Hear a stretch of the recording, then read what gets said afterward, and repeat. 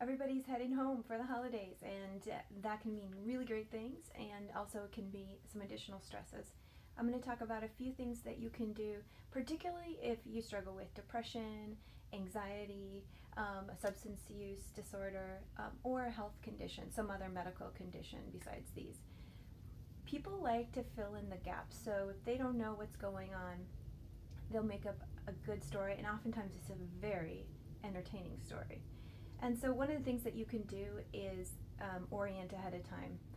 I think 99% of problems probably could be solved with good orientation about what expectations you have, what would be helpful, what you want, and what you don't want.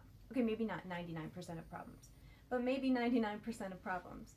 So if you're going home, and for example, if you struggle with depression, you can give people a heads up with things like, I'm probably going to want to go out once or twice. I might need to retreat to relax a little bit.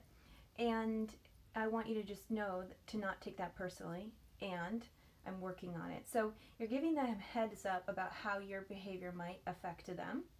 And then you're also cutting off at the paths that need and desire to kind of tell you what you should do or shouldn't do, make suggestions, unless you want those. You could ask for them. And the idea is, as part of orienting people what to expect, you're also asking them for what you want. So for example, with depression, maybe it is that instead of advice, you'd like somebody to come sit on the couch with you and hold your hand or put their hand on your shoulder. So if you are coming home with a health condition, and maybe the type of food that you eat is a particular type of food, we know that people can be kind of judgmental about those things, sometimes snotty, like, oh, this person is so particular or whatever.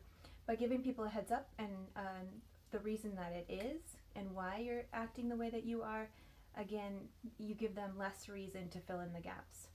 Let's say that you have a substance use disorder. Well, here's the thing too, is let's say you're in recovery and you've chosen abstinence, right? You want to let them know, so if we go out, here's what's going to happen. If I'm offered a drink, will turn to you and say, would you like a drink?